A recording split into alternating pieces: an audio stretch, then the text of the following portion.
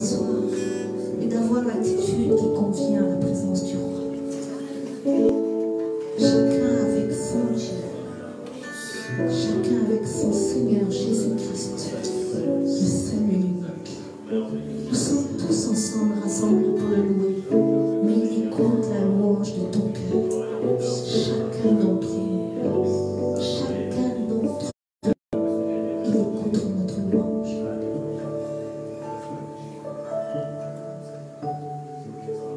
Tu es grand, Seigneur, magnifique et digne de louange.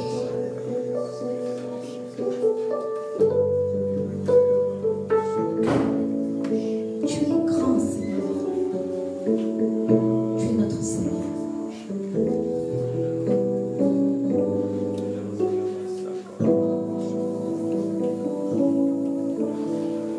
Tu es grand, Seigneur.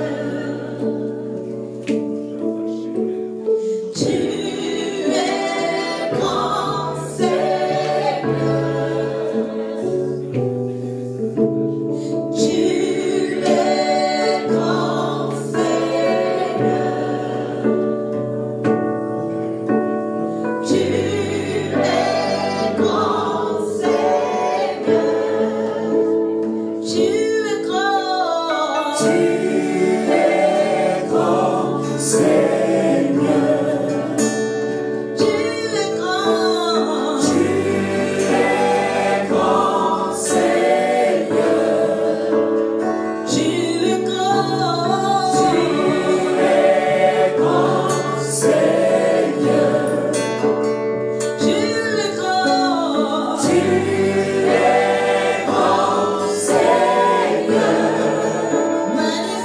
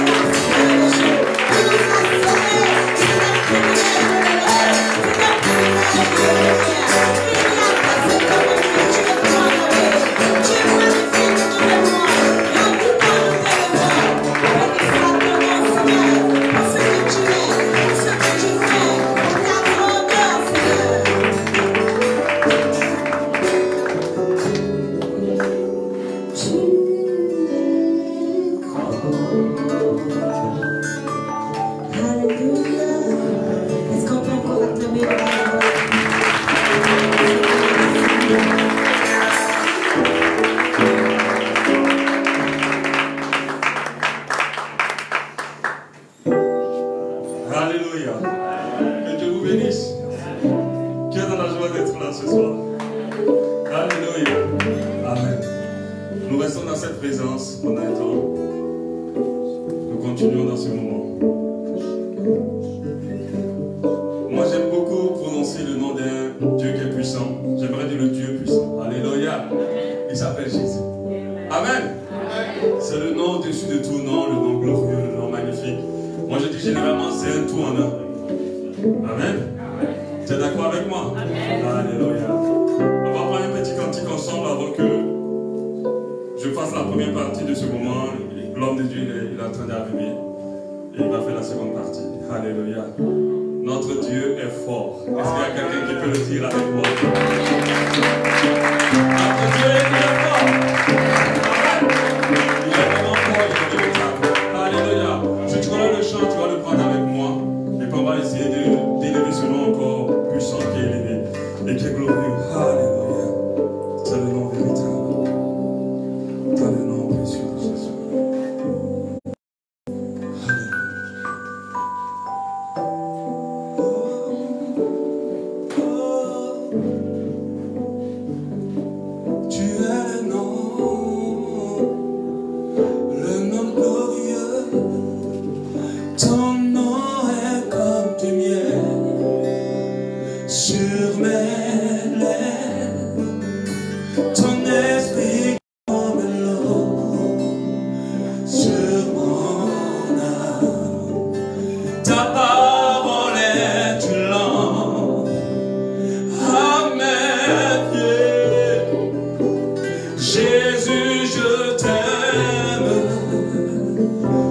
Je t'aime,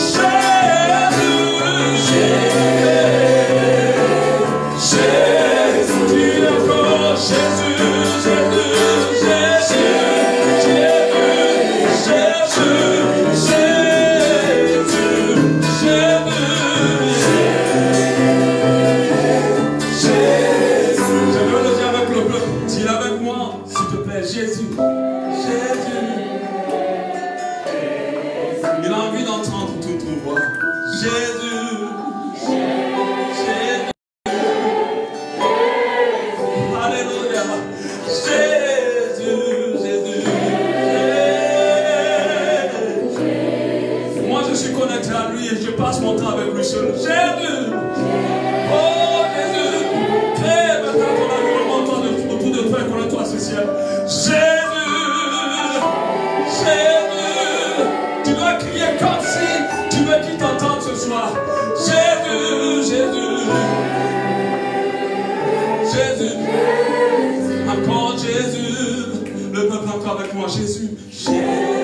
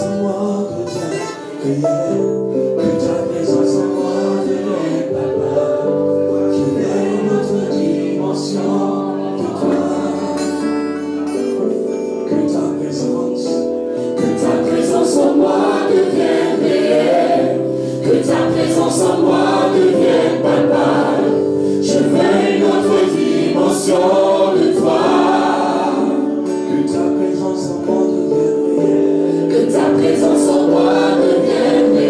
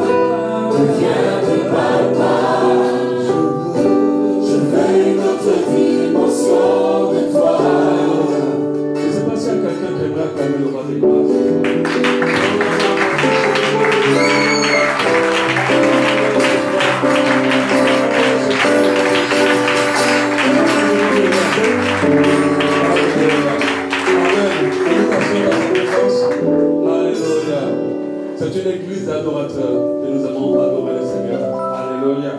Amen. Je salue notre roi de gloire parce qu'il est avec nous. Et quand tu es là, tout va bien. Amen. Quand il est là, tout va bien. Et on s'excuse pour le retard que le programme a pris. Mais Dieu fait toutes choses bonnes en son temps. Alléluia. Et toutes choses concourent au bien de ceux qu'il aime. Et j'en suis pleinement convaincu. Amen. J'aimerais, avant de commencer, comme je le disais tout à l'heure, je ferai la première partie du programme. L'homme de Dieu ne se prépare, il est en train d'arriver. Il va faire la seconde. Ça va être très court, ne vous inquiétez pas. Amen. Amen. Parce qu'il y a quelqu'un qui regarde sa montre. Mais je pense que quand ça va commencer, tu vas dire la montre ralentie parce que voilà, il y a beaucoup de choses encore à prendre dans ce moment. Amen. Je salue la présence du pasteur Paul qui est là, pasteur Tofa, le frère Verso, je crois qu'ils sont le pasteur Elva, et voilà, c'est eux que je reconnais.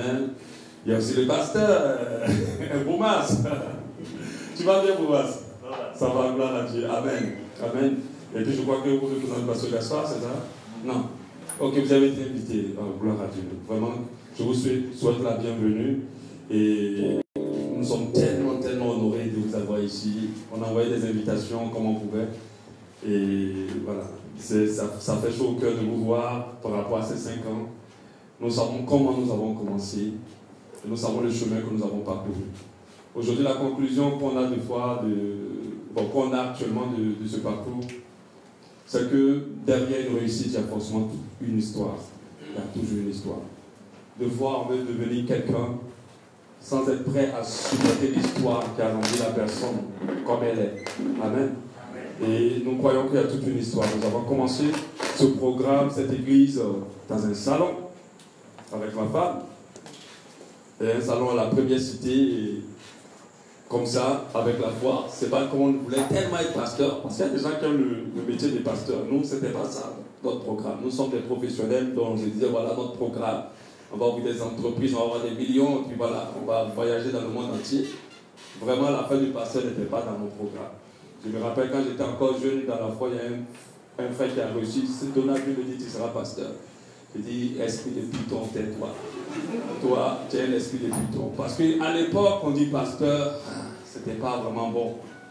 Et surtout dans certains pays, ce n'est pas un titre qu'on honore vraiment. Vous voyez? Et on est venu se retrouver là. On a commencé dans ce petit salon, sacrifier notre salon, notre intimité. Tout ça là pour Dieu. Parce que des fois, quand les gens voient les pasteurs travailler, faire des choses, ils disent cela, c'est l'argent des fidèles qui cherchent. Mais je vous assure, viens prendre l'argent qu'on prend là. Et puis viens pasteur 2 jours. C'est là que tu vas comprendre que pasteur là, c'est un bon métier pour avoir crise cardiaque. C'est un bon métier pour avoir stress, tension. Amen. Les gens ne voient pas tout ça. C'est un métier pas facile. On gère les gens. On doit les gérer avec tout l'amour du Seigneur. Donc vous imaginez. Alléluia. Donc tu dois mettre ta personne de côté et pouvoir gérer les gens avec l'Esprit de Dieu. Ce n'est pas évident. Amen. On n'est pas là parce qu'on a besoin d'argent. Notre Dieu a tellement d'argent pour nous donner. Il n'y aura pas besoin d'être pasteur pour qu'il nous les donne. Alléluia. Amen. Mais on le fait parce qu'on aime les gens. Et le cœur de Jésus est sur les gens. Si tu connais bien Christ, tu vas savoir que ce qu'il cherche, c'est que tu aimes ce qu'il aime. Et si tu aimes ce qu'il aime, alors il t'aime énormément. Il t'aime encore plus et il t'aidera dans ce que tu vas faire. Alléluia. Les gens ont tendance à aller dans ce monde pour exister pour eux. Mais nous sommes là pour exister pour Christ. Et Christ existe pour les âmes. Alléluia. Alors nous existons pour eux aussi. Amen. Et c'est comme ça que nous avons mené dans ce chemin. On a commencé le ministère avec peu de personnes. On a fait ce qu'on pouvait. On a mis tous nos affaires, tous nos splits, tous nos moyens, tout notre argent dedans. Pas parce qu'on s'attendait à des milliards, mais parce qu'on voulait que les gens reçoivent Christ et qu'ils soient sauvés, qu'ils soient édifiés. C'est comme ça qu'on a commencé le. Après d'un salon, on est parti à un autre salon un peu plus grand. Après d'un autre salon un peu plus grand, Dieu nous a donné miraculeusement ce lieu. Il n'est pas grand, mais il est convenable. Alléluia. Et nous avons commencé à servir Dieu là. De tout notre cœur. Tous les jours, il faut se lever à 4h, 5h, prier, préparer le message. Il n'y a pas un jour où tu ne dois pas être inspiré. Tous les jours, tu dois être inspiré. Amen. Il n'y a pas un repos pour un jour. Alléluia. Tu dois toujours préparer le message. Il n'y a pas un jour où tu as le droit d'être nerveux. Parce qu'il faut que tu sois toujours calme pour gérer la situation que les gens vivent. Il n'y a pas un jour où tu dois être stressé. Parce que les gens viennent avec le stress. Toi, le pasteur, tu es stressé, comment on fait? Amen. Et c'est comme ça que cette œuvre a commencé. C'est une œuvre aussi qui a beaucoup d'impact sur la vie de couple, qui a beaucoup d'impact sur la santé même de l'homme. Plein de choses. Mais nous sommes passionnés pour Jésus. Et le fait de sacrifier notre corps pour Christ, c'est un privilège. Alléluia. Moi, je veux, et je dis à Dieu, à la fin de ce moment, de cette existence, je veux me rassurer qu'il n'y a aucune goutte qui est restée en moi, que j'ai tout livré pour toi dans ce monde. Alléluia. Pour que les âmes soient gagnées à Christ, pour que les âmes soient édifiées. On a tellement de témoignages qui nous encouragent à continuer le ministère. Et j'aimerais encourager les pasteurs qui sont là. C'est pas facile, hein. Il n'y a pas un peu plus récalcitrant que les peuples gabonais. Quand tu es pasteur au Gabon, en tout cas, on doit te décorer à la fin du temps. Avec lui, hein. On est tous d'accord, nous les pasteurs qui sommes ici. En Côte d'Ivoire, les gens aiment tellement Dieu qui te soulève. Mais ici, ils ont l'impression quand ils viennent à l'église, ils te font même un privilège.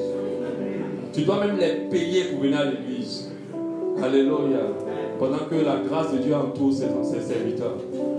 Son onction est sur ses serviteurs. La bouche d'un pasteur libère des grâces extraordinaires sur la vie des gens. Que les gens le savent. Amen. Pasteur, ce n'est pas qu'un titre. C'est une onction qui est portée par une personne. En réalité, c'est la vraie définition de ce mot. Amen. C'est une onction portée par un corps. Et cette onction, quand elle est libérée, elle fait du bien à beaucoup. Elle brise les jours, elle transforme les existences. Elle fait beaucoup de choses. Alléluia. Amen. Et aujourd'hui, nous avons 5 ans. Des hauts et des bas. Des coups durs de tout type. On en a eu. Mais nous sommes debout. Le plus important, c'est de rester debout. Et Dieu nous permet d'avoir 5 années après autant de chemin. Et nous le bénissons pour le chemin qu'on a parcouru. Aujourd'hui, quelqu'un va me voir et va dire, ah, le pasteur de son église n'est pas mal, j'aimerais être comme ça. Viens d'abord vivre ce que j'ai vu. Je pense qu'en chemin, tu vas lâcher. Et quand Dieu t'appelle pour quelque chose, il t'équipe sérieusement. C'est pour ça que peu importe ce qui se passe, on tient debout. Alléluia. Est-ce que vous connaissez les arbres qui sont plantés dans l'eau? Ils n'ont pas les mêmes profondeurs de racines que les arbres qui sont plantés sur la terre, parce qu'ils doivent mieux se fixer. Alléluia. Et c'est la grâce que Dieu fait aux hommes de Dieu que nous sommes. Et nous voulons vraiment lui être reconnaissants. On ne cherche pas à faire un programme pour des millions. On veut vraiment lui être reconnaissant pour les 5 années qu'il nous a permis de vivre. Avec les personnes qu'il a mis aussi à côté de nous pour rester fidèles jusqu'à maintenant. Des gens qui croient en toi et qui sont là pour t'aider. Nous, on a été comme ça aussi avec d'autres personnes. On bénit Dieu aussi pour le père de l'œuvre aussi, qui est le pasteur Mohamed Sanongo, qui a vu cette œuvre aussi. Il a pris sous sa coupole, il nous aide. Il a informé de ce programme et il a donné son aval dans tout ce qu'on va faire, à tout ce qu'on va faire. Alléluia. Et nous le bénissons aussi. On demande à Dieu de se souvenir de lui et de multiplier encore davantage son ministère. J'ai un rêve par rapport au Gabon. Mon rêve, c'est vraiment que l'Église soit unie et que l'Église soit seule. Et qu'on ait le même Christ dans notre cœur, manifesté de la même manière. Alléluia. Que l'Église soit ensemble, parce que Dieu m'a permis de développer un thème que j'ai commencé à partir, ça fait peut-être 3 dimanches. Je parlais des 5 pôles d'influence de l'Église sur le monde. Je ne vais pas traîner là-dessus. Dieu m'a fait comprendre que ce monde, c'est une question d'influence. Si tu n'influences pas, tu es influencé. Il n'y a pas de demi-mesure. Si l'Église n'influence pas, l'Église est influencée. Direct. Et Dieu m'a dit, il faut que tu fasses comprendre aux enfants de Dieu qu'on est dans une guerre d'influence. Nous, on existe pour que le royaume de Dieu soit manifesté ici-bas. Et c'est par l'influence qu'on peut permettre à cette manifestation. Dieu est puissant. Mais sa puissance, celui qui est à côté de toi ne pourra pas la connaître s'il n'y a pas quelqu'un pour la manifester. Et nous sommes là. Est-ce que tu es là pour manifester la puissance de Dieu? Est-ce que Dieu peut compter sur toi pour la manifestation de la puissance? Alléluia. Et je parle des 5 pôles d'influence. Dieu veut influencer le monde. Il veut l'influencer au travers de nous. Et des fois, quand on parle d'influence, les gens pensent souvent que le volet spirituel, il n'y a pas que le spirituel. Il y a plusieurs niveaux. Dieu m'a parlé de la richesse. Il dit, si tu es pauvre, ta parole ne sert à rien. On n'a pas envie de t'écouter. Mais si tu as les plus meilleures idées du monde, on s'en fout de ce que tu as à dire. Nos familles sont un exemple. Alléluia. Il m'a parlé de la puissance aussi, manifestée par l'Esprit de Dieu. Il m'a dit, vous devez être puissant. Regardez la Bible, quand vous lisez l'histoire de Daniel, quand vous lisez l'histoire de Joseph, eux, ils ne parlaient pas beaucoup. Quand vous lisez l'histoire d'Élie, ils ne parlaient pas beaucoup. Quand tu viens pour dire ton Dieu est faux, il dit, ok, je vais te montrer qu'il est vrai. Et c'est par la manifestation que Dieu se règle. Le royaume de Dieu ne consiste pas à trop parler. Les enfants de Dieu doivent comprendre qu'il y a une autre dimension que de chercher les maisons, les voitures, les enfants. Il y a une autre dimension. Nous devons influencer. Nous sommes la lumière du monde. Et une chose que Dieu m'a fait comprendre, la lumière ne lutte pas l'espace avec les ténèbres. Lorsque tu allumes la lumière dans une salle, les ténèbres sont obligées de partir. Il n'y a pas de discussion entre la lumière et les ténèbres. Les ténèbres, c'est l'absence de lumière. Mais la lumière n'est pas l'absence de ténèbres. Alléluia. Ce n'est pas l'absence de ténèbres. Parce que même si les ténèbres viennent, ils ne peuvent pas déloger la lumière. Est-ce que nous comprenons?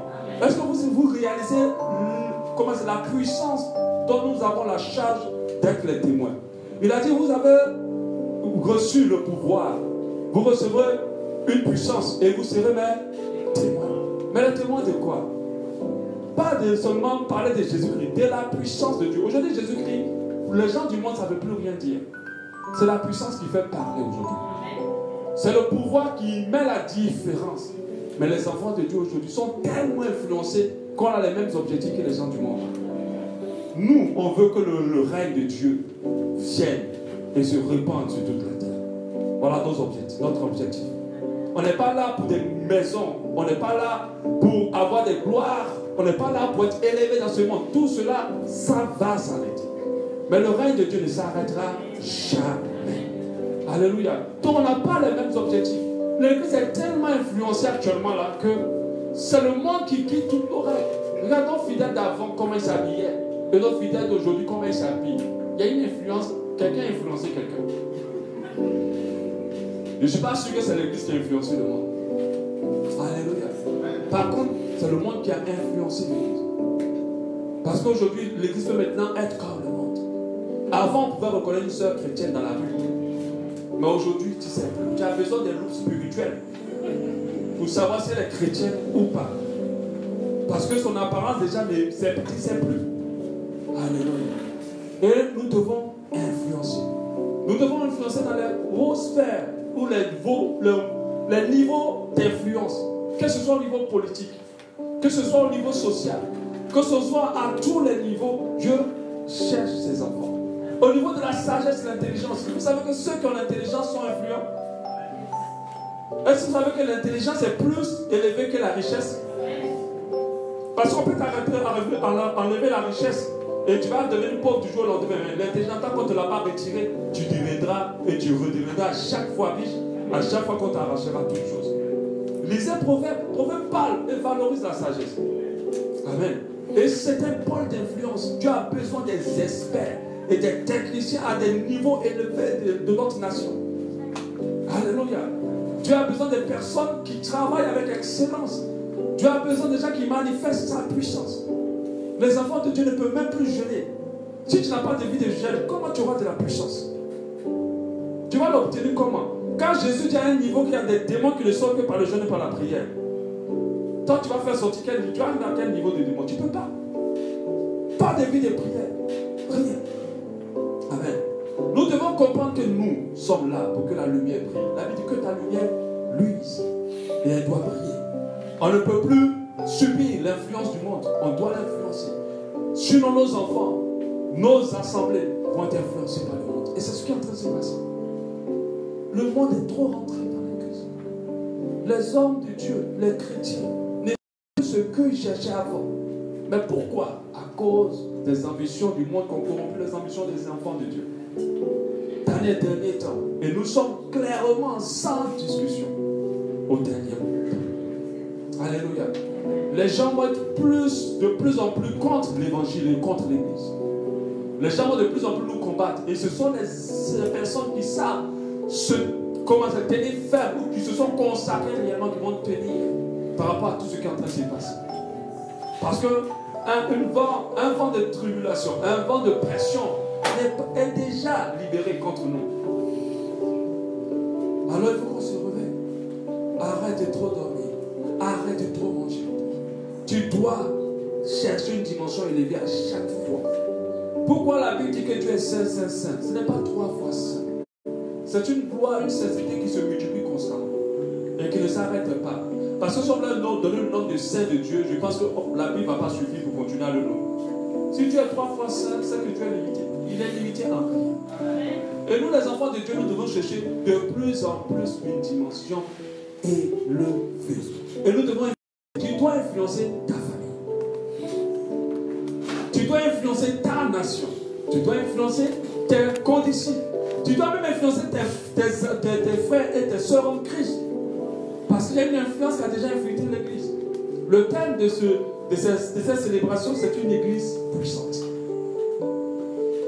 Notre thème de l'année, c'est la puissance de Dieu manifestée. Ce n'est pas pour prouver aux hommes que Dieu est puissant jour dans nos vies. On veut que les gens voient que notre Dieu est puissant dans leur vie. Et qu'elle se manifeste au travers de nous. C'est la puissance qui départage le combat.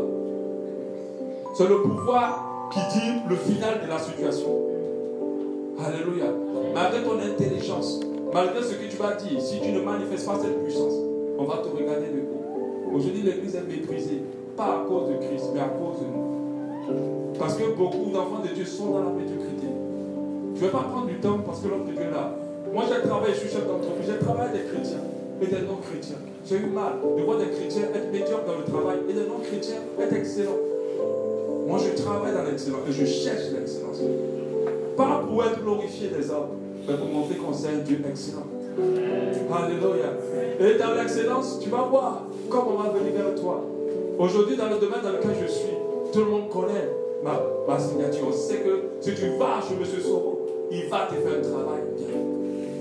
Alléluia. Et quand je collabore avec les clients, je suis excellent dans la collaboration. Pour qu'ils comprennent que les enfants de Dieu sont honnêtes et ils travaillent bien. Et ils vivent un travail professionnel. Et c'est en cela que tu vas parler à quelqu'un. Alléluia.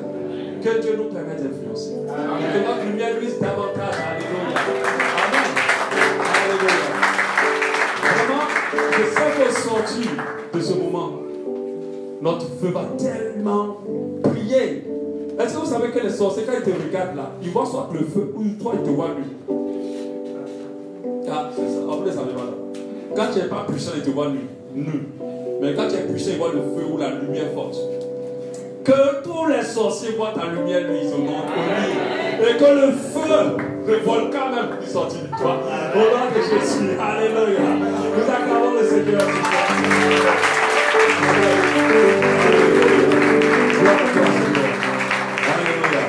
Notre Dieu est là et notre Dieu est fort. Alléluia. Donc on ne va pas trop durer. On va le laisser venir notre papa, l'apôtre Pierre Nyanga. Alléluia.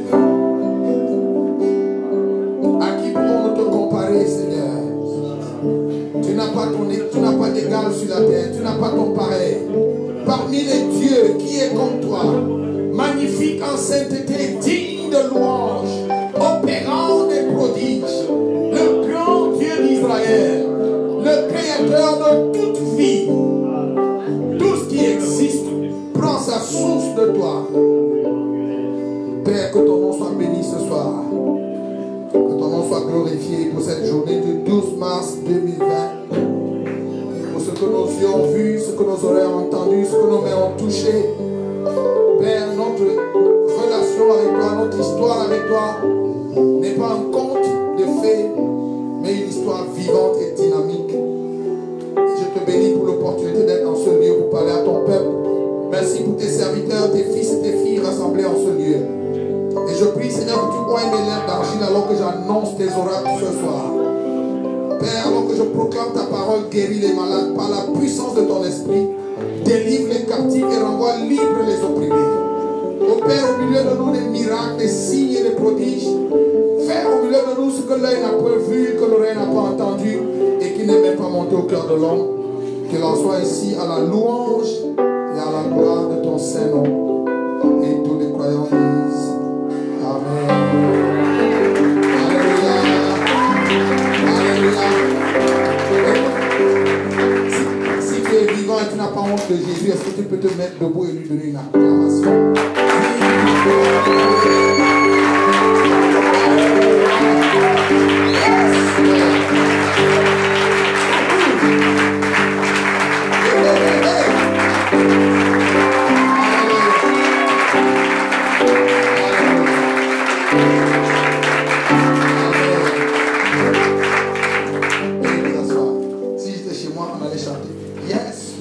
Yes, Lord, yes, yes, Lord.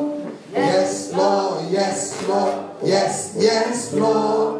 Yes, Lord, yes, Lord. Yes, yes, Lord. Amen. Alors, d'abord, chante l'anglais aussi, non? Encore une fois. Yes, Lord, yes, Lord. Yes, yes, Lord. Yes, Lord, yes, Lord. Yes, yes, Lord. Yes, Lord, yes, Lord. Yes, yes, Lord. Amen. Alléluia. Amen.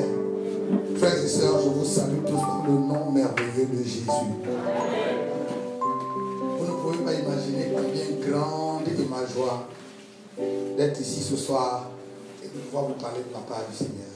Alléluia. Combien d'entre vous savez que Dieu est ici? Oh. Dieu est en ce lieu. Amen. Et cette semaine, Dieu non seulement va nous parler, mais va nous toucher et va se révéler à nous. Amen. Ma prière à Dieu, c'est que cette semaine, avant dimanche, quelqu'un ici va voir Jésus face à face. Vous savez, pour beaucoup de chrétiens et même pour beaucoup de pasteurs, Jésus, c'est une histoire qu'on raconte. La meilleure façon de connaître quelqu'un, c'est de le rencontrer. Quand vous ne l'avez pas encore rencontré, vous avez seulement des informations sur ce sujet.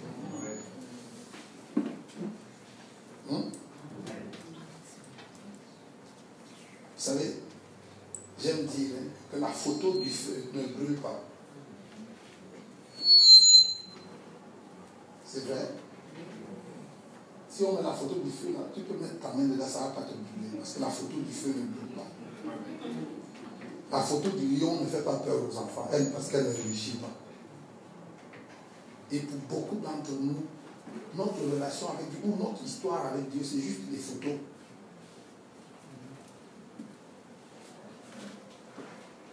Ça ne renvoie pas à une réalité vraie. Les apôtres ont dit, nous ne pouvons ne pas parler de ce que nous avons vu et entendu. Pierre dit, celui avec qui nous avons été sur la montagne, le son de sa voix. On les a battus de verges et on leur a dit, vous ne parlez plus de ce Jésus, on ne veut plus jamais entendre. Ils ont dit, c'est pas possible. Parce que ça fait partie de notre vie. Si vous nous enlevez ça, vous nous avez tout enlevé. Il n'y a rien à faire. Donc cette semaine, ma prière, c'est que quelqu'un ici, écoute, tu vas passer d'un niveau de chrétien où tu as lu la Bible. C'est bien de lire la Bible. Hein? Je commence ma prédication Caïn 40 ce soir. On va y aller, suivant le Saint-Esprit, ok? C'est bien de lire la Bible, mais c'est mieux de rencontrer Dieu. Mais les satanistes aussi lisent la Bible. Hein? Plein de gens là qui, là dehors, ils lisent la Bible. Lire la Bible, c'est bien, mais c'est pas ça le truc. C'est bien de lire la Bible, c'est mieux de rencontrer Dieu. Regarde. Les apôtres, ils n'avaient pas le livre. Et ils marchaient avec l'auteur du livre. Nous, on a le livre Et c'est tout ce que nous on a. Bon, on parlera de ça quand le temps va. Donc, j'étais juste en train de vous saluer dans le nom de Jésus. Amen. Je voudrais saluer très chaleureusement le pasteur Solo et son épouse qui me font l'amitié de me faire venir à Libreville en cette saison. J'apprécie grandement votre invitation et votre amitié. Pasteur Solo, je ne sais pas s'il dort parce qu'il est connecté tout le temps. Tu lui envoies un message à 2h et à 3h, il a répondu. Et je me demande quand il dort. Alléluia. Et je salue tous les hommes et femmes de Dieu qui sont là. Je voudrais saluer mes parents spéciaux, Dada et Pascal. Pasteur Antoinette, Dada, c'est à la maison. Ah, pardon. Dada et Pascal, qui sont venus, Dieu leur a donné une place très très spéciale dans nos cœurs. Et c'est une bénédiction de vous avoir. Amen. Je vous apporte les salutations de ma grande Béatrice, mon épouse. On aurait dû être ensemble. Elle n'a pas pu venir à la dernière minute parce que mon souci de passeport et tout ça. On aurait dû être ensemble. J'aurais aimé être avec elle aujourd'hui. Alléluia. Alors, je vous apporte également les salutations de nos 5 enfants.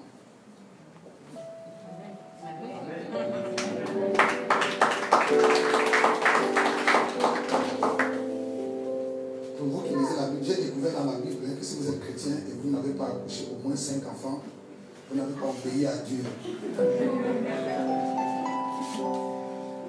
Le nombre minimum d'enfants qu'un chrétien doit avoir, c'est combien? Au moins 5. C'est biblique. Vous ne me croyez pas. Okay. Bon. Alléluia. Alors ce soir, il y a des frères qui ne sont pas suivis, me regardent. Bon, je vous donne pas la référence. Allons à notre prédication.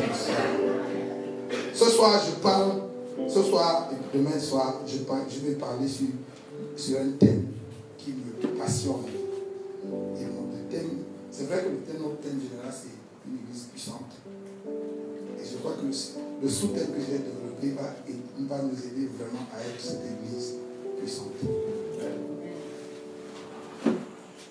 Et le thème que je traite ce soir, que j'introduis ce soir, c'est le désenvoûtement de l'église. Combien d'entre vous, maintenant vous êtes des esprits, c'est sûr que vous avez été ici, vous avez les téléphones et les ordinateurs. Combien d'entre vous savez que si votre machine est virusée, elle devient lente? C'est vrai? Quand elle est virusée, elle se plante. Non? L'église, comme elle est là, parce qu'elle est pleine de virus. Elle est comme un chien qui n'aboie plus. L'église de notre temps ne fait plus peur à Satan. En fait, parce qu'il a tellement réussi à s'installer dans l'église que nos chants, nos alléluia, nos taper les mains ne lui font plus peur. Maintenant, j'ai envie de vous dire ça et je vais vous dire ça avec toute l'autorité apostolique que Jésus m'a donnée. La plupart de ces chants, les endroits où on chante, Dieu n'est pas là-bas. Hein. Ça s'appelle l'église, mais Dieu n'est pas là-bas.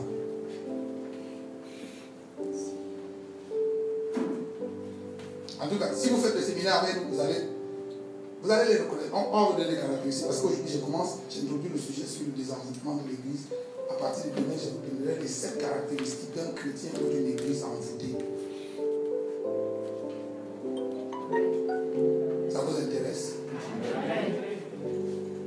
Ça va vous permettre. N'écoutez pas le séminaire en pensant aux gens qui sont au Vendo. Hein. Non, ce n'est pas eux que je prêche. Je prêche aux gens qui sont ici. Les gens qui sont au Canada et qui me regardent et qui m'écoutent. C'est à vous que le Seigneur s'adresse. Alléluia. Galates chapitre 3, à partir du premier verset. Oh, Galates dépourvus de sens. Qui vous a fasciné? Certaines versions disent qui vous a ensorcelé. Et une autre version dit qui vous a envoûté. D'autres versions encore disent qui vous a enchanté. Une autre version plus moderne dit qui vous a jeté un sort.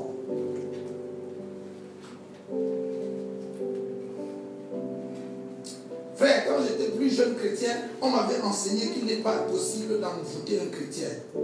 Et je l'ai cru pendant tout le temps de ma marche chrétienne. En s'appuyant sur des versets comme Marc chapitre 16. Voici les miracles qui accompagneront ceux qui auront cru en mon nom. Ils feront des miracles, même s'ils boivent de breuvage mortel, cela ne leur fera rien. Et c'est la parole de Dieu, et c'est vrai, je crois cette parole. J'ai cru, j'ai fondé ma foi sur des paroles comme Ésaïe 54. Aucune arme forgée contre vous ne prospérera. Toute l'arme qui se lève contre moi en jugement sera condamnée. Tel est l'héritage des serviteurs de Dieu. Je me suis fondé sur des textes comme Nombre 23, verset 23. La sorcellerie ne peut rien contre Israël. La divination ne peut rien. La sorcellerie ne peut rien contre Jacob. La divination ne peut rien contre Israël. Autant marqué, on dira quelle est l'œuvre de Dieu. Et des textes similaires qui ont fondé le rocher de la foi sur laquelle nous nous tenons en disant, quand nous sommes en Christ, nous sommes intouchables, nous sommes non ensorcelables, non envoûtables, non arrêtables. Amen. Est-ce que je parle des chrétiens ce soir? Oui, nous l'avons confessé, nous nous sommes tenus sur ces paroles. Et je crois que c'est la parole de Dieu. Sauf qu'à un moment donné, il y a maintenant 2 ans, le Saint-Esprit a commencé à attirer mon attention sur une autre dimension de la marche avec Dieu. Et le texte que nous lisons ce soir, c'est l'apôtre Paul qui écrit. Il écrit à une église qu'il connaît parce que c'est lui qui l'a implantée. Et l'église de Galate, c'est la première des églises que Paul a implantées. Pour ceux qui sont théologiens, qui font un peu l'histoire de l'église, savent que l'église, la lettre aux Galates, ou l'église aux Galates, et la lettre même aux Galates, c'est la première des lettres et la première église que l'apôtre Paul a implantée. Donc, il lui a donné sa vigueur d'apôtre, sa force apostolique, qu'il a investi dans cette église, l'église aux Galates. Paul a travaillé pour gagner ces gars à Christ. Il a travaillé pour les implanter en Christ. Et quand il a pensé que ces gars étaient maintenant enracinés et qu'il pouvait continuer son périple apostolique, il a établi des anciens et il est parti. Sauf que quelques temps après, nous lisons le texte. Oh, Galate dépourvu de sens, qui vous a ensorcelé, qui vous a envoûté, qui vous a lancé un sort, qui vous a enchanté. Comment êtes-vous tombé, devenu victime d'un enchantement ou d'une sorcellerie? Ici, il ne s'agit pas d'un chrétien, il s'agit de toute une église.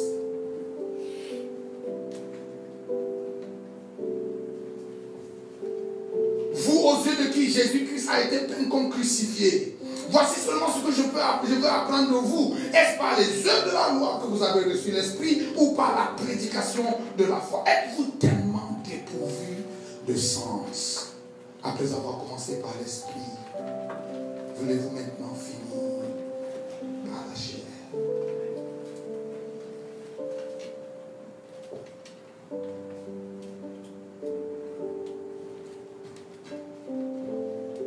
L'envoûtement dont est victime l'église de Galate aujourd'hui, dans ce texte, n'est pas venu du fait des francs-maçons, ou des sorciers, ou des rosicruciens, ou des gangas, ou je ne sais pas qui, des prêtres occultistes qui ont des calebasses sous la mer et qui ont tout changé. Non, non, non. Cet envoûtement n'est pas venu du fait de la magie noire, de la magie blanche. Elle n'est même pas venue de l'extérieur.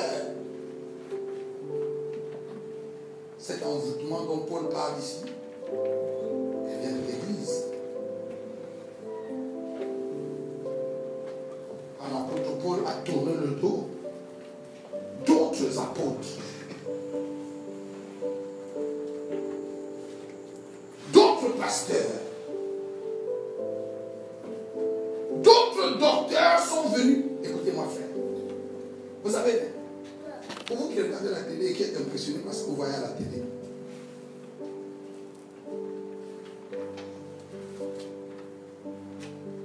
dans l'église, le corps de Christ, il y a beaucoup de Jésus,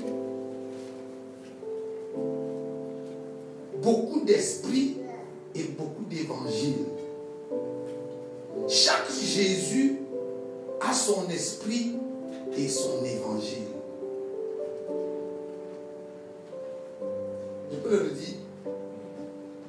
Dans le monde aujourd'hui et dans l'église aujourd'hui, il y a beaucoup de Jésus qui sont prêchés simultanément dans toutes les chapelles. C'est pour ça que je vous ai dit tout à l'heure que dans la plupart de ces endroits où on chante, où on tape des mains, Les gens tombent, ils se lèvent, ils vomissent, ils crachent, ils donnent les offrandes, ils font des dîmes, ils font tout le cirque. Dieu n'est pas là-bas.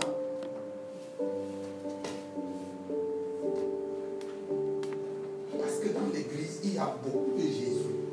Et chaque Jésus a son esprit et son évangile. Et ce n'est pas moi qui le dis, c'est l'apôtre Paul qui le dit.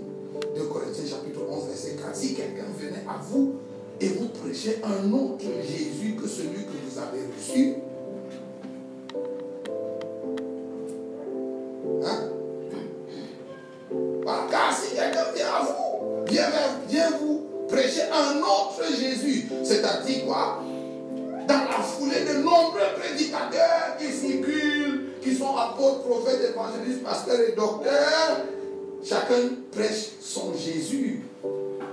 Que celui que nous vous avons prêché, virgule, ou si vous recevez un autre esprit que celui que vous avez reçu. C'est pour ça que vous ne faites pas foi à tous les prophètes. Ils vous donnent le numéro de téléphone de votre grand-mère et vous disent comment votre père était mort, votre plat.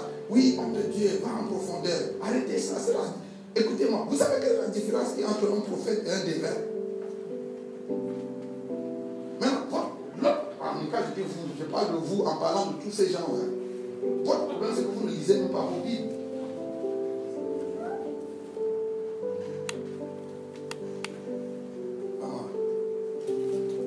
Moi, je n'ai jamais vu Jésus dans la Bible. Amen. Le Jésus que moi je prêche, je n'ai jamais vu donner le numéro de téléphone à quelqu'un.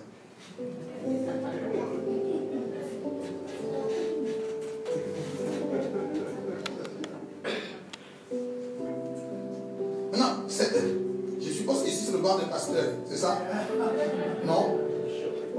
Des bishops. Bon. Alléluia. Vous savez, un des problèmes des pasteurs de notre génération, je voulais parler au pasteur, je croyais que c'était là-bas. Ils sont là. Ils ont les traits. J'ai l'impression qu'ils ont envie de m'attraper la queue. Mais tu sais, écoute, un des problèmes de notre génération, c'est que les pasteurs, surtout la jeune génération des pasteurs, nous suivons les success stories, nous ne suivons pas Dieu. Et nous avons des rêves qui sont toutes sortes de rêves de Dieu. Nos cœurs sont remplis de toutes sortes d'ambitions mondaines. L'envie d'être le plus grand pasteur du Gabon, le désir d'être le plus en vue, le plus médiatisé, le plus riche.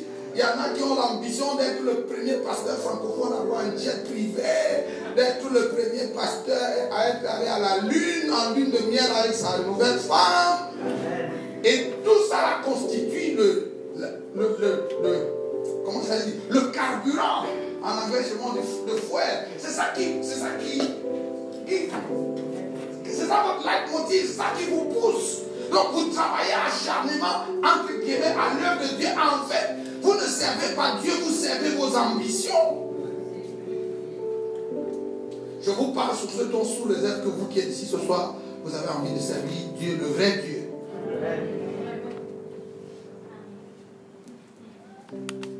Donc, pour revenir à notre texte, il y a beaucoup de Jésus. Chaque Jésus a son évangile et son esprit.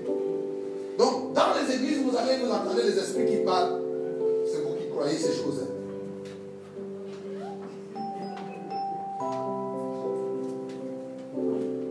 Maintenant, parce que quelqu'un a, entre guillemets, prophétisé vrai sur vous, ne faites pas de lui un prophète.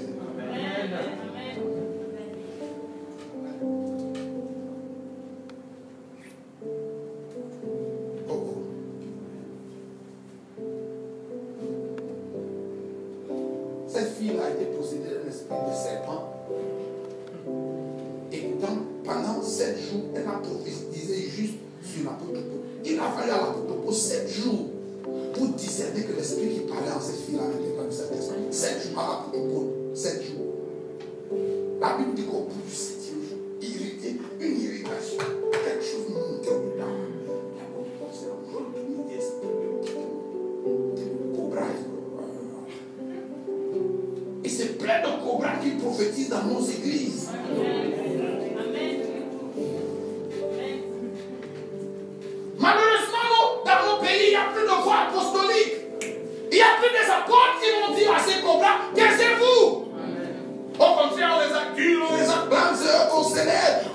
s'assoient en grande pompe, c'est à eux qu'on donne tous les honneurs, on déroule le tapis rouge. On a fait le lit à la sorcellerie dans nos églises. Quand Paul est parti de l'église des Galates pour continuer son périple apostolique, d'autres apôtres, l'apôtre Paul les appelle les super apôtres.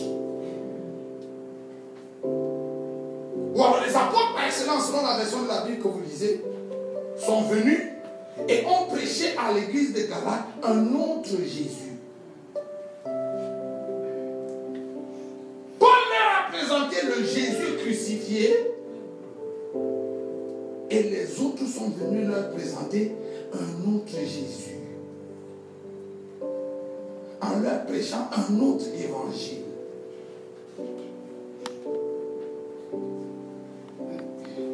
Et quand Paul écrit la lettre aux Galates, il commence au chapitre 1 par la malédiction. Vous avez déjà lu la lettre de Paul aux Galates? Faites l'exercice de lire ça ce soir. Il commence la lettre aux Galates en disant: je m'étonne que vous soyez promptement détournés de l'évangile. Pas qu'il y a un autre évangile, mais il y a des gens qui vous trouvent. Et nous, même si un ange du ciel, l'apôtre Paul, revêtu de son sceau apostolique, a même prononcé une malédiction sur les anges du ciel qui oseraient prêcher à l'église un autre évangile. Maudissant jusqu'aux anges du ciel. Mais nous, on les acclame chez nous.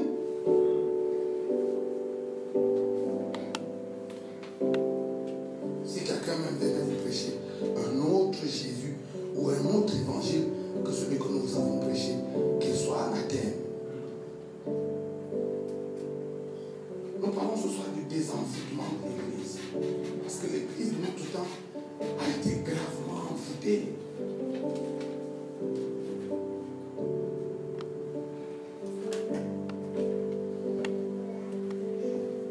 Donc aujourd'hui, quand je regarde la télé, quand il m'arrive de regarder, parce que je regarde.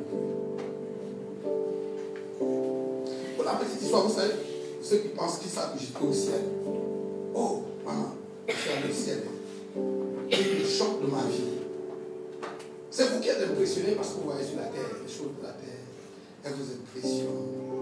Mais le vrai royaume de Dieu ne vient jamais de façon à frapper les regards.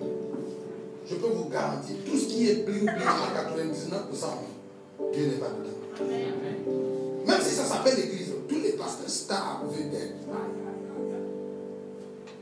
En tout cas, j'introduis juste le thème demain et la suite. Je vais vous montrer les signes d'une église envoûtée. Vous allez vous reconnaître.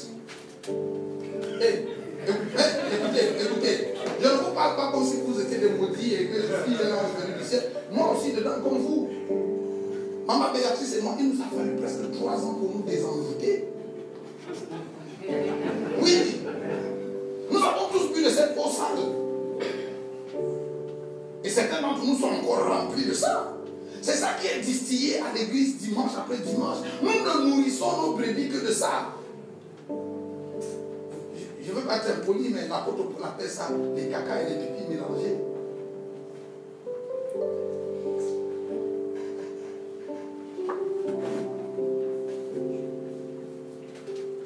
Vous êtes là? Donc quand Paul a tourné le dos, d'autres pasteurs. L'église a été envoûtée par les pasteurs.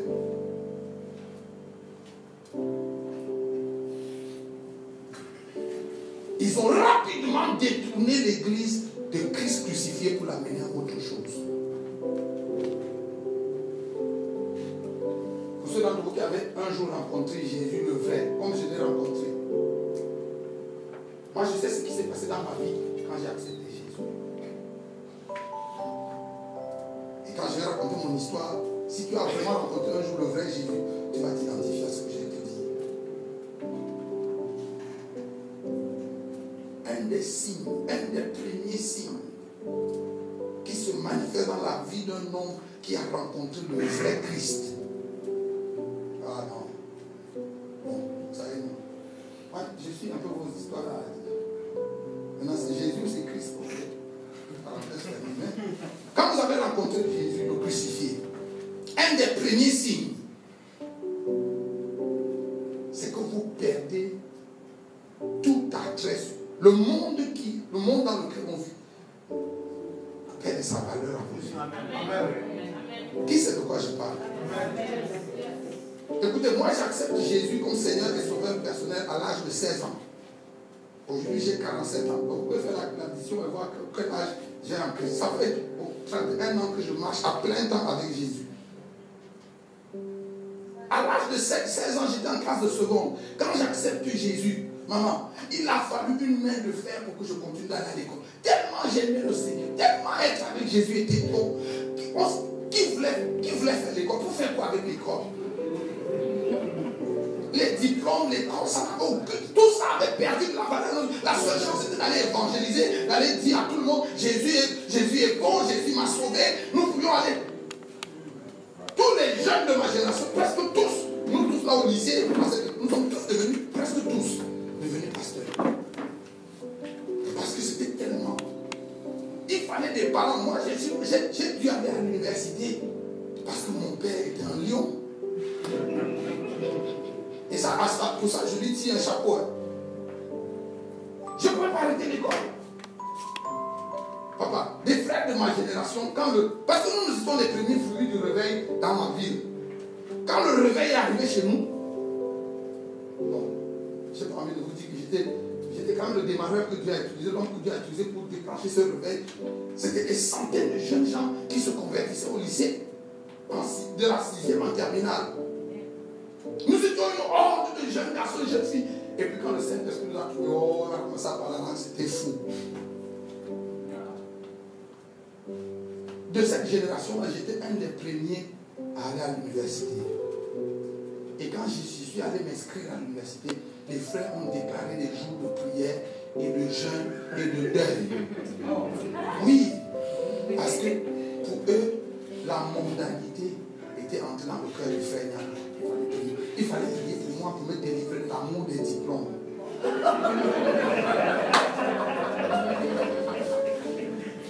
Mais je suis allé à l'université sur la parole du Seigneur.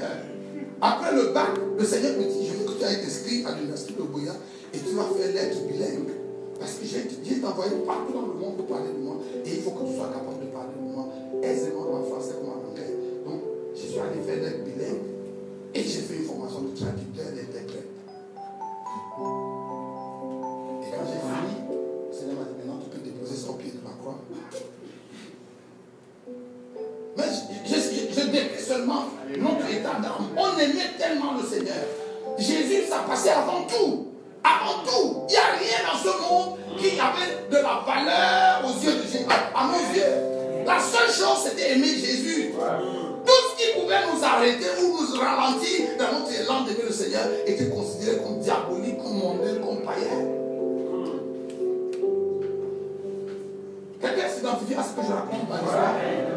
Papa, on marchait sur des kilomètres pour aller à l'église. On allait évangéliser dans des villages, on allait à pied, maman. Et je parle devant Jésus, on allait à pied. Quelquefois, on faisait 40-50 kilomètres pour aller évangéliser. Des jeunes garçons et des jeunes filles. Quelquefois, contre le gré de nos parents pensaient que c'était la folie et ils avaient raison. C'était vraiment la folie.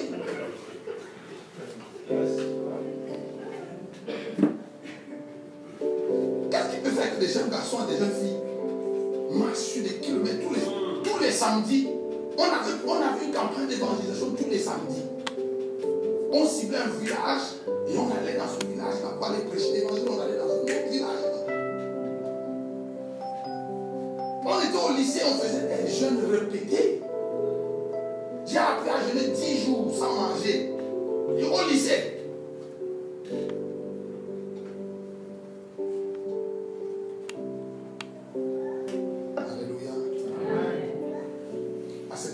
Nos églises n'étaient pas climatisées. Oh, Dieu merci, vous ici. Nos églises n'étaient pas climatisées, il y avait à peine des bancs. Certaines de nos églises, le sol n'était même pas cimenté, c'était la poussière. On tapait les mains, on chantait à tue-tête. Il fallait nous entendre chanter. On ne chantait pas les cantiques que vous chantez aujourd'hui. Hein. On avait nos cantiques. Oui. À cette époque-là, quand on le disait, que c'est merveilleux, merveilleux, abandonner seulement, de suivre Jésus, de venir ami du Seigneur Jésus, que c'est merveilleux, merveilleux. Ce monde va passer, ce monde va passer, ce monde va passer. Jésus ne passe pas. Qui sait pourquoi je parle? Alléluia, oh. Alléluia, oh. Alléluia, oh. Jésus m'a sauvé.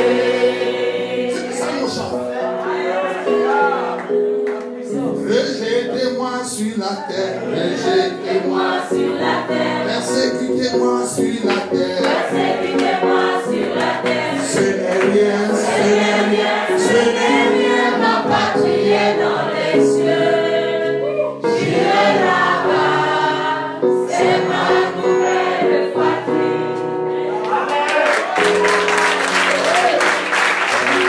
C'est ça les chants de l'église. Et on vivait dans une attente permanente du retour du Seigneur. Et aucun frère n'avait envie de rater l'enlèvement. Quand on pensait au jour où Jésus va revenir, où on va nous voir face à face,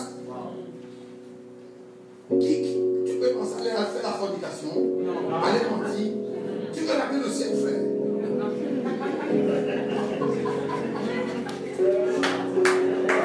À cette époque, les pasteurs n'avaient pas besoin de donner des cacahuètes et de motiver les frères pour venir travailler à l'église. Non.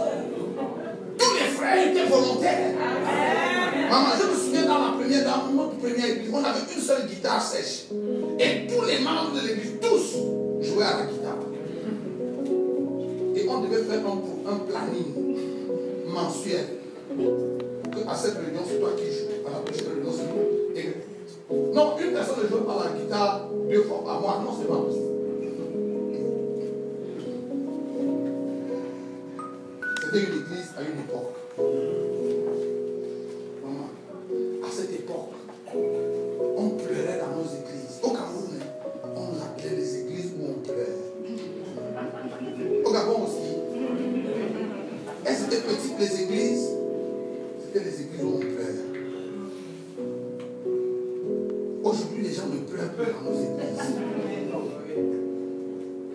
Je vous dis pourquoi.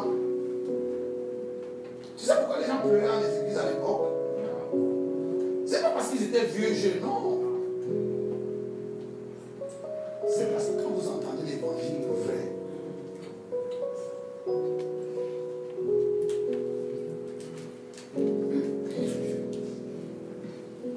tu sais, les églises où les gens prêchent, les gens acclament, ils crient, sautent.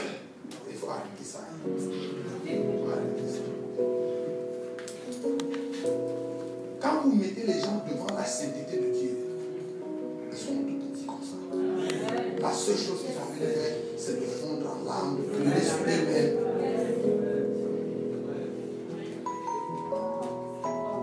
On pleurait dans nos églises à l'époque parce qu'on prêchait l'évangile. L'évangile qui sonde les cœurs et les reins et qui exposait aux hommes leurs vraies conditions devant Dieu.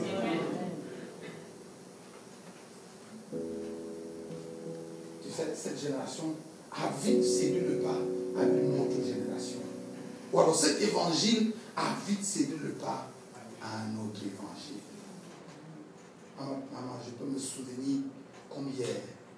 J'ai vu, en ces 30 années où j'ai marché avec Jésus, j'ai vu l'église basculer de partir de là où j'ai vécu, de part à ce que nous sommes aujourd'hui. Ça s'est passé sous mes yeux, j'étais témoin. À cette époque-là, quand tu voyais un pasteur passer, tu peux savoir ça, c'est un pasteur. Quand tu voyais un fou, il n'était pas bien vêtu. Il n'était pas. Oui, et aujourd'hui on en rit. Mais oh, écoutez, j'ai la nostalgie de cette époque, frère.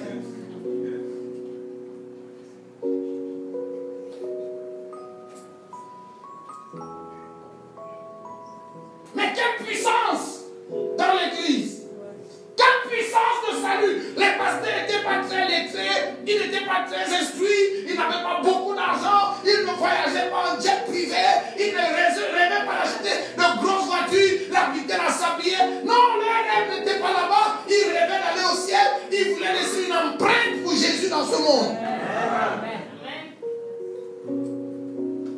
Et des milliers de gens ont été sauvés.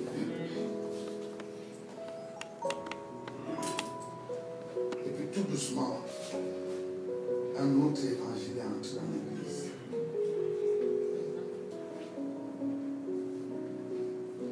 On a commencé à empêcher les belles cravates. Et ce n'est pas empêcher d'emporter. On a commencé à empêcher les belles voitures. Et ce n'est pas empêcher d'en avoir. Sauf que on a enlevé nos yeux de celui qui était la raison de notre vie pour nous sommes passés du foie, du chaud au foie sans transition.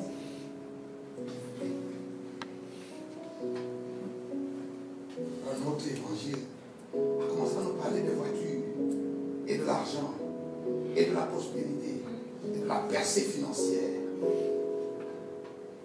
Si vous voulez, on va faire un exercice simple. Parce que moi, je ne suis pas un prédicateur, je ne suis pas un bon prédicateur, bon pasteur, je suis un bon prédicateur. Écoutez, moi, je suis un apôtre. Et j'aime que l'église arrête. Et j'aime que l'église fasse silence. Et qu'elle se regarde. Vous savez, l'église, notre église d'aujourd'hui, elle a peur de se regarder. C'est pour ça qu'on fait trop de bruit. Le jour où vous allez vous regarder, vous allez vous voir. Papa, le fils prodigue n'a pas eu besoin d'un prophète ou d'un apôtre. C'est vrai? La Bible dit, étant rentré,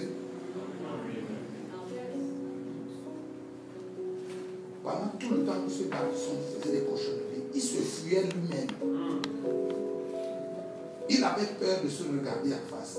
Le jour où il a osé se regarder en face, c'est tout. Il n'a pas eu besoin d'un prophète qui lui donne le numéro de téléphone de son grand-père. Non. Étant rentré en lui-même, il a lui-même tiré toutes les conclusions. Même la démarche, quelqu'un lui a conseillé ça. Vous allez pu chercher les prophètes, vous allez au Nigeria, en Afrique du Sud, au Ghana, partout, où vous entendez qu'il y a le vent qui bouge. Ça se trouve en vous. Ce que vous cherchez là, se trouve en vous.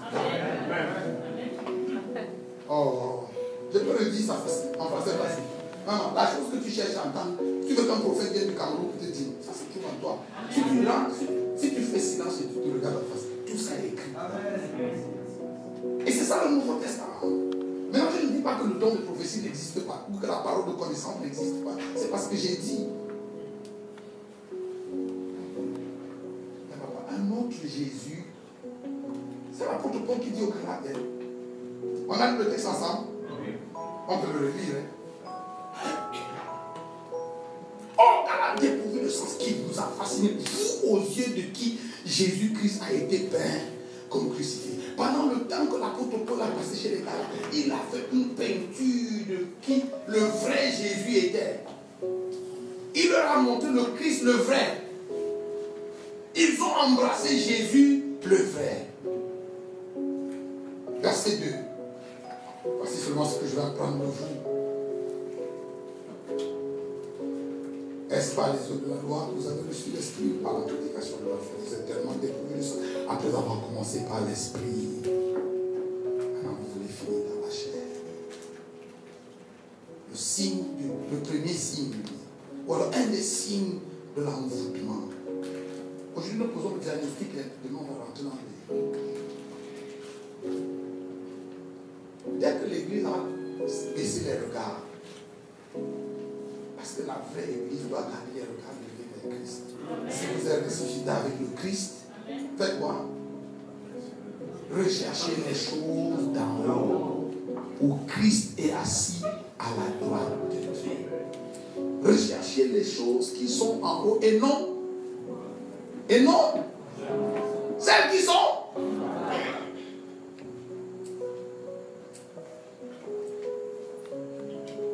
Dès que vous avez baissé les regards,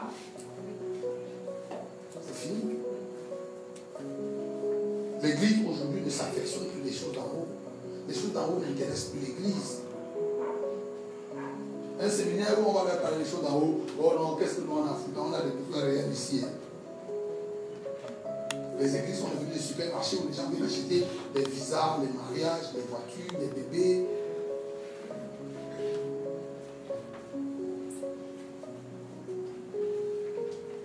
Ils viennent tous avec leur longue liste des choses qu'ils attendent de Dieu. Mais ils ne veulent pas Dieu. Ils ne veulent pas Dieu, ils ne veulent pas la vie de Dieu.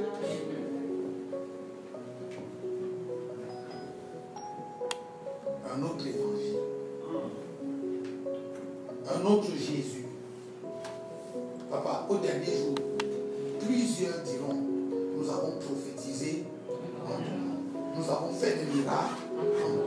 Nous avons chassé des démons. Et je leur dirai, attends, retirez-vous de moi, quand je ne vous ai, c'est écrit comme ça dans vos Bibles. Ok. Si c'est vrai, parce que c'est la même Bible que je lis. Si Jésus, notre Jésus, le vrai, va leur dire, je ne vous ai jamais connu. Il faisait des miracles au nom de quel Jésus?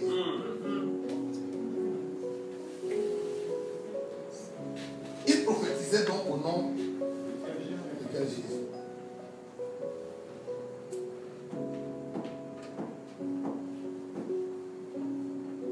Retirez-vous de moi, vous qui commettez l'iniquité, car je ne vous ai jamais. Il n'a pas dit, je vous ai connu un moment, et puis vous avez disparu, je vous ai plus retrouvé. Non, je ne vous ai jamais connu. Donc parmi les super apôtres, les grands prophètes, et les grands hommes que nous acclamons dans nos stades et dans nos télés, la plupart d'entre eux, c'est des hommes que Jésus que je prêche, celui qui est dans la Bible, n'a jamais connu. J'étais au ciel. Jésus m'a dit, je t'ai fait voir quelque chose. Enfin, il m'a amené, il m'a fait faire le tour du monde. Pour ceux qui veulent croire, vous pouvez croire. Si vous ne voulez pas croire, libre à vous. Mais il m'a amené partout. Et il m'a montré des églises et des hommes de Dieu. Je t'assure, des grands, parmi les plus grands. Il m'a dit, toi, celui-là, c'est pas mon serviteur. Tu as vu celui-là, on s'en va pas. Tu as vu celui-là, je ne le connais pas. Et pourtant, c'est eux qui remplissent les stades chez nous. S'ils viennent à Libreville, la vie s'arrête. Les gens viennent de partout pour venir les voir, pour venir les féliciter.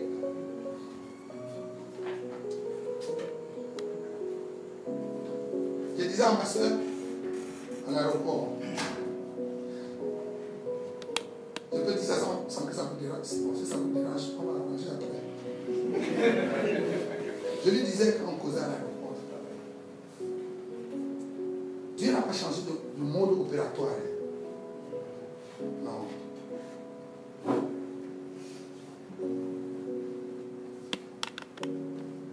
Étroite est la voie, resserrer le chemin qui mène à la vie éternelle. Combien de personnes trouvent ce chemin?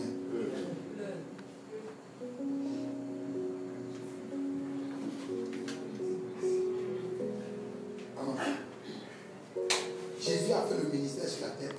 Quand Jésus quittait la terre, ces hommes, les vrais sur lesquels il pouvait dire voici une maison, ils étaient 120. Pourtant, voilà un gars qui a drainé des fous, des dizaines de milliers, il a nourri des milliers de gens. Ça, c'est la parole pour vous, les pasteurs. Pourquoi votre écho ne soit pas bâti sur ces foules qui viennent vous écouter les dimanches? Ça n'impressionne pas Dieu. Jésus, même ça n'impressionne pas. Que votre église soit pleine à craquer, que vous remplissiez un stade, ça n'impressionne pas Dieu. Ça, c'est nous là, c'est la chair. C'est ça que ça impressionne.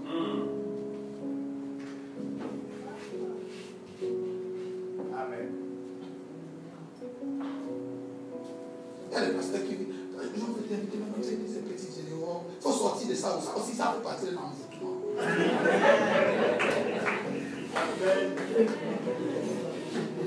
Parce que Jean chapitre 4, Jean chapitre 3, c'est une conversation entre deux hommes, Jésus et Nicodème, tout le chapitre. Jésus Jésus prêchait ses meilleurs sermons quand il avait une petite foule.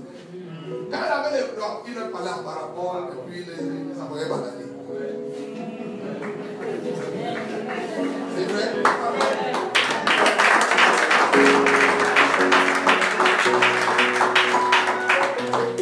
Jean 4, c'est une conversation entre Jésus et une femme samaritaine. Et avec cette femme, Jésus a déroulé et le mystère de la louange, de l'adoration et le mystère de l'évangile. Donc une conférence n'est pas puissante seulement parce qu'il y a beaucoup de monde. Parce que certains d'entre vous regardez, on est que 40, 50, 60, 60, vraiment, quand même pas grand. Pour tout la peuple, on oublie ça. Je lui disais que si c'était seulement pour venir m'asseoir et parler avec eux deux, ce serait un grand séminaire. Papa, Jean chapitre 6, Jésus vient de nourrir 5000 hommes sans compter leurs femmes et leurs enfants. Les théologiens disent qu'il y avait à peu près 20 000 personnes. Et quand ils ont fini de manger et de boire, donc on a ramassé, c'était 7 corbeilles ou 12 corbeilles. Les gars ont dit, Jésus va être notre roi. Et Jésus leur dit, asseyez-vous, je vais vous expliquer ce que ça veut dire, que je dois être votre roi. Si vous ne mangez pas ma chair, et vous ne buvez pas mon sang,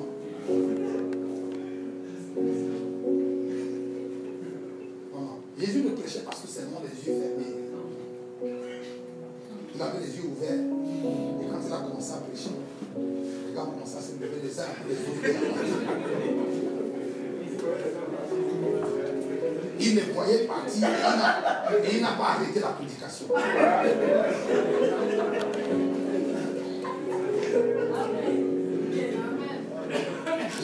J'appelle ça l'intentionnalité de Jésus. Il les voyait partir et il a prêché jusqu'à ce qu'ils soient tous partis. Jésus prêchait ce sermon à dessein pour que les gens partent de l'église. C'est aujourd'hui pour vous faire le marketing pour que les gens viennent. Mais Jésus aussi, quelquefois, il prêchait pour que les gens partent. Quand Jésus a demandé à Judas de fermer la porte pour que les gens ne sortent pas. Il disait ce qu'il disait à dessein pour que les gens partent. Et quand ils sont tous partis, il s'est tourné vers les 12. Il dit, voilà, voici la porte, allez aussi. En d'autres termes, Jésus était préparé ce jour à rester seul. Il vaut mieux être un pasteur d'une église de 3 membres. Et être avec Dieu. Que d'être le pasteur de la plus grande église de Libreville sans Dieu.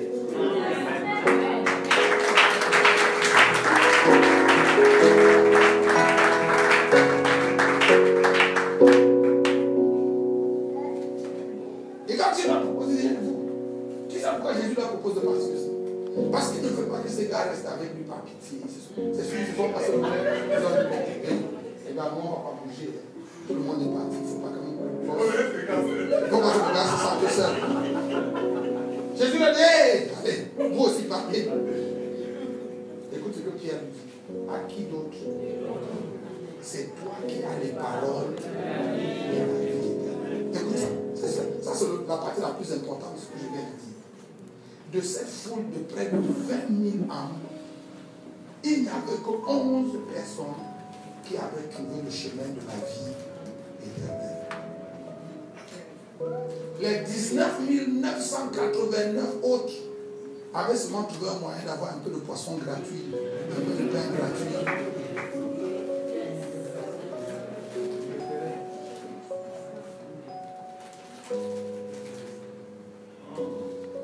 Donc la vraie question, pasteur, c'est des gens qui acclament et qui crient Alléluia et qui disent, ah, pasteur, avance à ton église tous les dimanches. Combien d'entre eux ont vraiment trouvé le chemin de la vie éternelle? Dieu merci pour leurs offrandes et leurs dîmes, et leurs sacrifices, et leurs connexions, et leurs lambanos, et je ne sais plus quoi d'autre. Mais combien d'entre eux ont trouvé le chemin de la vie éternelle? Et donc la vraie question c'est, est-ce l'apprentissage les aide à trouver le chemin de la vie.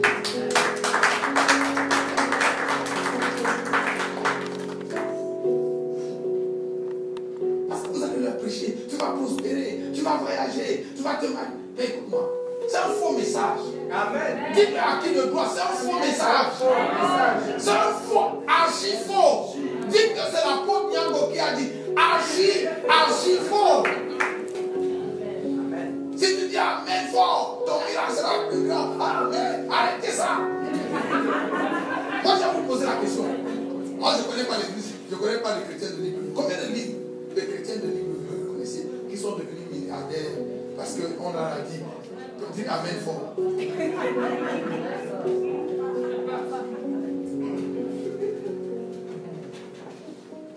Non, est-ce qu'on peut être sérieux ce soir?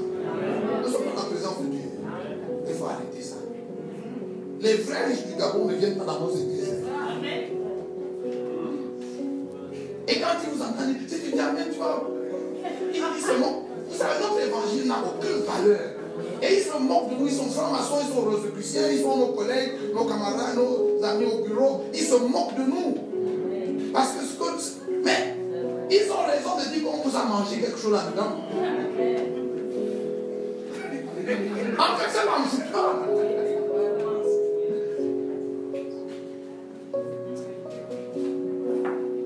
Je vous promets que si on compte les 100 personnes les plus riches du Gabon, ce n'est pas sûr qu'on va trouver un chrétien parmi. Donc, il faut arrêter. Soyons vrais. Soyons sérieux. Il faut arrêter. Est-ce que Dieu ne bénit pas? Je disais, la question, je la vois dans l'air.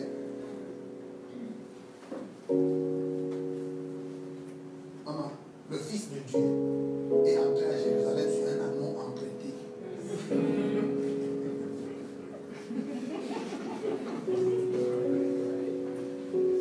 C'était son âme. Son père c'était Dieu ou c'était pas Dieu. Et son père ne pouvait pas faire tomber un amour du ciel qui monte dessus. Il faut arrêter un peu vos histoires, il faut arrêter ça. Nous sommes dans la série, nous sommes, je crois que vous allez revenir demain. Parce que le traitement a commencé ce soir, il faut pas. Écoutez, vous savez quand vous commencez à soigner le palu, si vous arrêtez au milieu, non, le microbe, il et il développe la résistance. Donc, je vous engage au nom du Seigneur à revenir, à prendre toute la cure.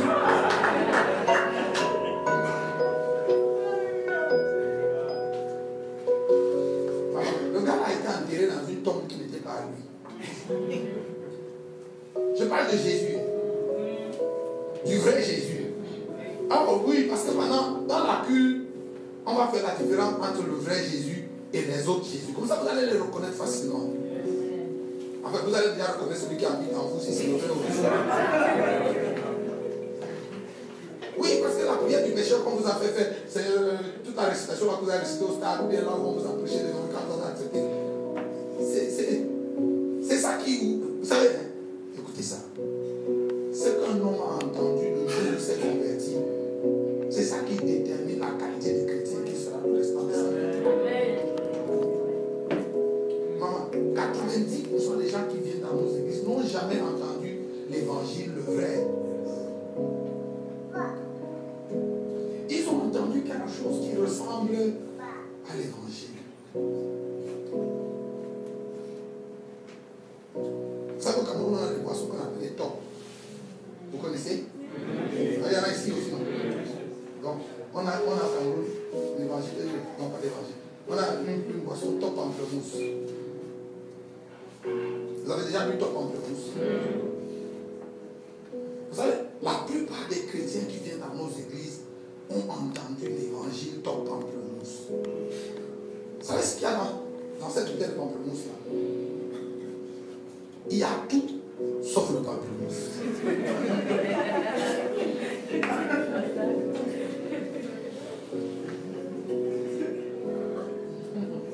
Il n'y a jamais de pamplemousse dans cette affaire. C'est chez nous, c'est top pamplemousse. Chez vous, si c'est Gino, il y a tout dedans sauf pamplemousse. Si tu ne me crois pas, quand tu rentres chez toi, ce soir, tu achètes une bouteille, tu lis. Parce que nous, on vous achète, vous buvez, vous ne lisez pas. Lisez. C'est les gaz, c'est l'acide, c'est les parfums, c'est le sucre, c'est les colorants et les arômes.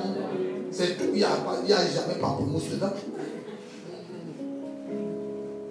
Et si vous ne me croyez pas, tu peux faire l'expérience la semaine prochaine.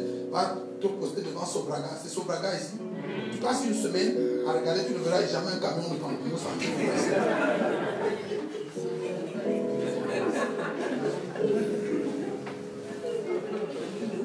Dans la plupart, l'essentiel des choses qu'on entend dans nos églises, à la télé, à la radio et dans les campagnes d'évangélisation, c'est des discours avec un parfum évangélique, mais il n'y a pas l'évangile dedans. Les gens boivent, c'est sucré à la bouche, mais ça détruit le foie, ça détruit tout dedans. Continuez de boire ton pamplemousse, bientôt, vous serez diabétique.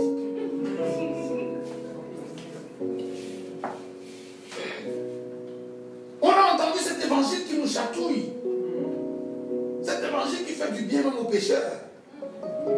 Cet évangile qui vous excite, qui vous motive, qui vous encourage. Quand vous sortez de l'église, vous sentez que c'est vous le roi, vous voulez aller conquérir le monde. Jésus ne vous a pas envoyé conquérir le monde, excusez-moi. Il ne vous a jamais dit de conquérir le monde. Il vous a dit de faire des disciples. Amen. Cet évangile-là de la domination, arrête ça, ton pamplemousse.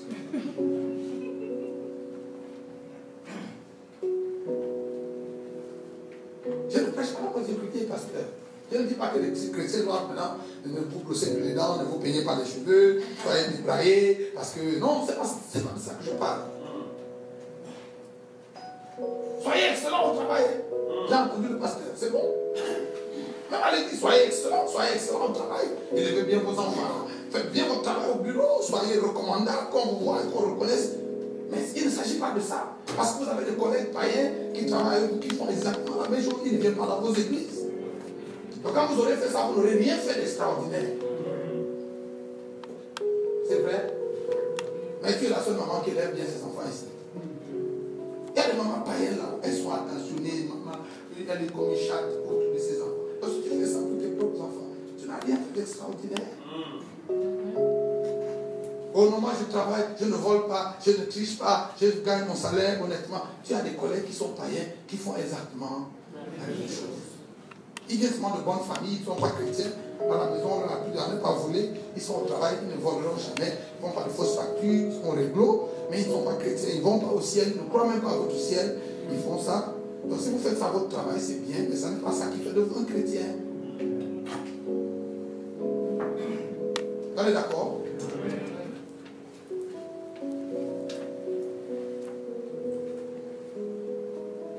Jésus n'a jamais dit que tous les chrétiens seraient riches sur la terre. Là, je mets n'importe qui au défi. Lisez-tu votre Bible, le jour où vous trouvez le verset. Dites-moi, je reviendrai ici, m'excuser. Mais il ne s'est pas écrit dans la Bible que tous les chrétiens vont être riches. Cette chose-là qu'on a, c'est une drogue. C'est l'envoûtement.